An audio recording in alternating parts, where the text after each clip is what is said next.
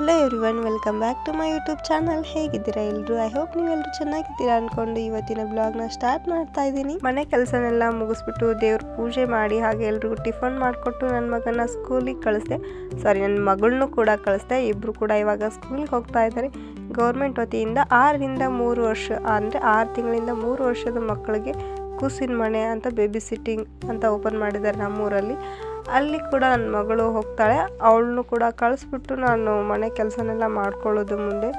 First ಇವತ್ತು actually ನೀನೇ ಶೇಂಗಾ ತೊಗೊಂಬಂದಿದ್ರು. ಇದು ಶೇಂಗಾ ಸೀಸನ್ ಅಲ್ಲ, ಬಟ್ ಅನ್ಸೀಸನಲ್ಲೂ ಶೇಂಗಾ ಯಾಕೆ ಸಿಕ್ತು ಅಂದರೆ ಹೊಲದಲ್ಲಿ ಅದು ಶೇಂಗಾ ಎಲ್ಲ ಕಿತ್ತಾಗ ಅಲ್ಲೊಂದು ಇಲ್ಲೊಂದು ಕಾಯಿ ಬಿದ್ದಿರತ್ತಲ್ಲ, ಅದು ಗಿಡ ಆಗಿ ಅದರಲ್ಲಿ ಸಿಕ್ಕಿದಂಥದ್ದು. ಇದು ಇವಾಗ ಕಡ್ಲಿ ಸೀಸನ್ ಅಂದರೆ ಕಡ್ಲಿ ಎಡಿ ಹೊಡಿಯೋಕ್ಕೆ ಅಂತ ಹೋಗಿರ್ತಾರೆ. ನಿಮ್ಗೆ ಗೊತ್ತಿರುತ್ತೆ ಹಳ್ಳಿಯವರಾದರೆ ಎಡಿ ಹೊಡಿಯೋದು ಅಂದರೆ ಏನು ಅಂತ.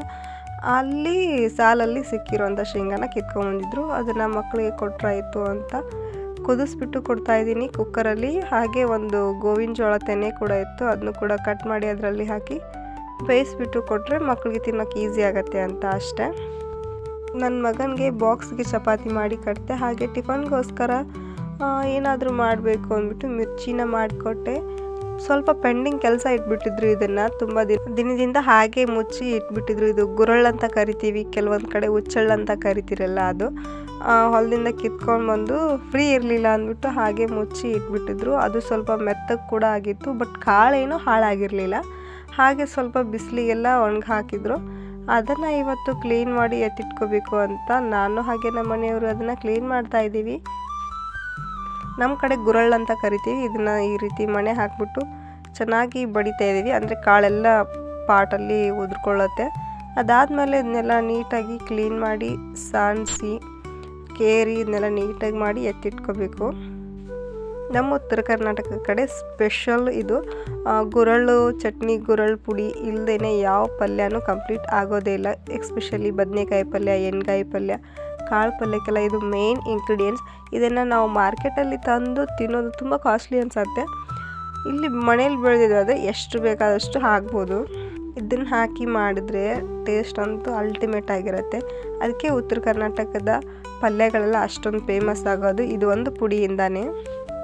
ಹೊಲ ಹರಗೋದು, ಬಿತ್ತೋದು, ಅದು ಇದು ಅಂತ ಕೆಲವೊಂದಿಷ್ಟು ಫಂಕ್ಷನ್ನು ಅದರಲ್ಲೆಲ್ಲ ಬ್ಯುಸಿಯಾಗಿದ್ರು. ಸೊ ಅದನ್ನ ಹಾಗೆ ತಂದು ಹಾಗೆ ಇಟ್ಟಿದ್ರು. ಇವತ್ತು ಸ್ವಲ್ಪ ಫ್ರೀ ಇದ್ದರು ಅಂದ್ಬಿಟ್ಟು ಇದನ್ನು ಮುಗಿಸ್ಬಿಟ್ರೆ ಕೆಲಸ ಮುಗಿಯುತ್ತೆ. ತುಂಬ ದಿನ ಕಟ್ಟೆ ಮೇಲೆ ಇಟ್ಕೊಂಡು ಕೂತ್ಕೊಂಡಿದ್ದೀವಿ ಅಂದ್ಬಿಟ್ಟು ಕ್ಲೀನ್ ಮಾಡ್ತಾಯಿದ್ವಿ. ಅವರು ಕಂಟಿನ್ಯೂ ಮಾಡ್ತಾಯಿದ್ರು. ಹಾಗೆ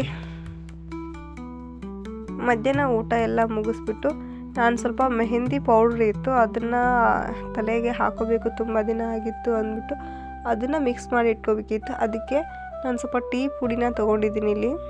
ನಾನಿಲ್ಲಿ ಫ್ರೆಶ್ ಟೀ ಪುಡಿನ ತೊಗೊಂಡಿಲ್ಲ, ಬೆಳಗ್ಗೆ ಟೀ ಮಾಡಿ ಇಟ್ಕೊಂಡಿದ್ದು ಟೀ ಪುಡಿನ ತೊಗೊಂಡಿದ್ದೀನಿ ಇಲ್ಲಿ. ಅದನ್ನೇ ಜಾಸ್ತಿ ಇನ್ನೊಂದು ಸ್ವಲ್ಪ ನೀರು ಹಾಕಿಬಿಟ್ಟು ಕುದಿಸ್ತಾ ಇದ್ದೀನಿ. ಅದಕ್ಕೆ ಒಂದು ಲಿಂಬೆಹಣ್ಣಿನ ಸಿಪ್ಪೆ ಹಾಗೆ ಒಂದು 2 ಹೆಸರಷ್ಟು ಕರಿಬೇವು ಹಾಕಿ ಚೆನ್ನಾಗಿ ಕುದಿಸಿ ಇಲ್ಲಿ ಮೆಹಂದಿ ಪೌಡ್ರಿಗೆ ಹಾಕೋತಾ ಇದ್ದೀನಿ ಸೋದಿಸ್ಬಿಟ್ಟು. ಮೆಹಂದಿ ಪೌಡ್ರ್ ಕಲಿಸೋದಕ್ಕೆ ಒಂದು 2 ಸ್ಪೂನಷ್ಟು ನಾನು ಮೊಸರು ಹಾಕ್ಕೊಂಡಿದ್ದೀನಿ. ಹಾಗೆ 1 ಲಿಂಬೆಹಣ್ಣಿನಷ್ಟು ಹುಣಸೆ ಹಣ್ಣನ್ನ ಮೊದಲೇ ನೆನೆ ಹಾಕಿದ್ದೆ, ಅದನ್ನು ಕೂಡ ಇವಾಗ ಹಾಕ್ಕೊಂಡಿದ್ದೀನಿ. ಹಾಗೆ ನೀವು ನೋಡಿದ್ರೆ ಟೀ ಪೌಡ್ರದ್ದು ಅದು ಏನು ಮಿಕ್ಸ್ ಇತ್ತಲ್ಲ ಅದನ್ನು ಕೂಡ ಸೇರಿಸ್ಕೊಂಡು ಎಕ್ಸ್ಟ್ರಾ ನೀರೇನು ಹಾಕ್ಕೊಂಡಿಲ್ಲ. ಇಷ್ಟರಲ್ಲೇ ಮೆಹಂದಿ ಕರೆಕ್ಟಾಗಿ ಕನ್ಸಿಸ್ಟೆನ್ಸಿ ಬಂತು. ಮಿಕ್ಸ್ ಮಾಡಿ ಇಟ್ಕೋತಾ ಇದ್ದೀನಿ. ಇದನ್ನು ನಾಳೆಗೆ ಅಪ್ಲೈ ಮಾಡ್ಕೋಬೇಕು. ಆರ್ಗ್ಯಾನಿಕ್ ಪೌಡರ್ ಆಗಿರೋದ್ರಿಂದ ಸ್ವಲ್ಪ ಜಾಸ್ತಿ ಹೊತ್ತು ನೆನೆದ್ರೆ ಚೆನ್ನಾಗಿ ರೆಡ್ ಕಲರ್ ಬರುತ್ತೆ. ಇದು ಎಷ್ಟು ಹೊತ್ತು ನೆನೆಸ್ತೀವೋ ಅಷ್ಟೊಂದು ಕಲರ್ ಜಾಸ್ತಿ ಆಗುತ್ತೆ. ಇದು ಕೆಮಿಕಲ್ ಪೌಡರ್ ಆದರೆ ಸ್ವಲ್ಪ ಹೊತ್ತು ಒಂದು ಅರ್ಧ ಗಂಟೆ ನೆನೆಸಿದರೆ ಸಾಕು. ನಾನು ಫ್ರೆಶ್ ಆರ್ಗ್ಯಾನಿಕ್ ಪೌಡರ್ನ ಅಮೆಝಾನಿಂದ ಆರ್ಡರ್ ಮಾಡ್ಕೊಂಡಿದ್ದೆ. ಕೆಲಸ ಎಲ್ಲ ಮುಗಿಸ್ಬಿಟ್ಟು ಸಂಜೆ ಹಾಗೆ ಒಂದು ಕಪ್ಪು ಟೀನ ತೊಗೊಂಡ್ಬಿಟ್ರೆ ಇವತ್ತಿನ ಡೇ ಮುಗೀತು. ನಮ್ಮಲ್ಲಿ ಟೀ ಕಾಫಿ ಅಂದರೆ ಚಹಾ ಇಲ್ದೇ ಯಾವ ಡೇನೂ ಸ್ಟಾರ್ಟ್ ಆಗಲ್ಲ, ಹಾಗೆ ಎಂಡ್ ಕೂಡ ಆಗಲ್ಲ. ನನ್ನ ಮಗ ಸ್ಕೂಲಿಂದ ಬಂದುಬಿಟ್ಟು ಊಟ ಮಾಡ್ತಾ ಇದ್ದಾನೆ. ಸ್ಕೂಲಿಂದ ಬಂದು ಆದಮೇಲೆ ಕೂಡ ಅವನು ಚಪಾತಿ ಬೇಡ ರೊಟ್ಟಿ ಬೇಕು ಅಂತ ಕೇಳಿದೆ. ಅದಕ್ಕೆ ರೊಟ್ಟಿ ಆಲೂಗಡ್ಡೆ ಪಲ್ಯ ಜೊತೆ ಮೊಸರು ಹಾಕಿ ಕೊಟ್ಟಿದ್ದೀನಿ. ಇಲ್ಲಿ ನಮ್ಮನೆ ಯುವರಾಣಿಯವರು ನೋಡ್ತಿರ್ಬೋದು ಸ್ಲೈಸರ್ನ ತಗೊಂಡು ಯಾವ ರೀತಿ ಮಾಡ್ತಾ ಇದ್ದಾರೆ ಅಂತ. ಆ್ಯಕ್ಚುಲಿ ನಮ್ಮ ಗಿಡದಲ್ಲಿ ಬಿಟ್ಟಿರುವಂಥ ಕಂಚಿಕಾಯಿ ಅದು ಸ್ವಲ್ಪ ಉದುರಿತ್ತು, ಕೆಳಗೆ ಬಿದ್ದಿತ್ತು ಅಂತ ತಂದಿಟ್ಟಿದ್ದೆ. ಅದನ್ನು ತೊಗೊಂಡು ಸ್ಲೈಸ್ ಮಾಡೋಕ್ಕೆ ಟ್ರೈ ಮಾಡ್ತಾ ಇದ್ದಾರೆ. ಸ್ವಲ್ಪ ಹೊತ್ತಾದಮೇಲೆ ನಮ್ಮ ಪಕ್ಕದ ಮನೆ ಹುಡುಗಿ ಅಂದರೆ ನನ್ನ ಫ್ರೆಂಡ್ ಮಗಳು ಬಂದಿದ್ಲು, ಅವಳ ಜೊತೆ ಎಂಜಾಯ್ ಮಾಡ್ತಾಯಿದ್ರು. ಇದಾಗಿತ್ತು ಇವತ್ತಿನ ಬ್ಲಾಗ್. ಈ ಬ್ಲಾಗ್ ನಿಮಗೆ ಇಷ್ಟ ಆದರೆ ಲೈಕ್ ಮಾಡಿ, ಶೇರ್ ಮಾಡಿ, ನನ್ನ ಚಾನಲ್ನ ಸಬ್ಸ್ಕ್ರೈಬ್ ಮಾಡಿಕೊಂಡು ಸಪೋರ್ಟ್ ಮಾಡಿ. ಮತ್ತೆ ಸಿಗ್ತೀನಿ ಮುಂದಿನ ವಿಡಿಯೋದಲ್ಲಿ. ವಿಡಿಯೋ ಇಷ್ಟ ಆದರೆ ಪ್ಲೀಸ್ ಸಬ್ಸ್ಕ್ರೈಬ್ ಮಾಡೋದನ್ನು ಮರಿಬೇಡಿ.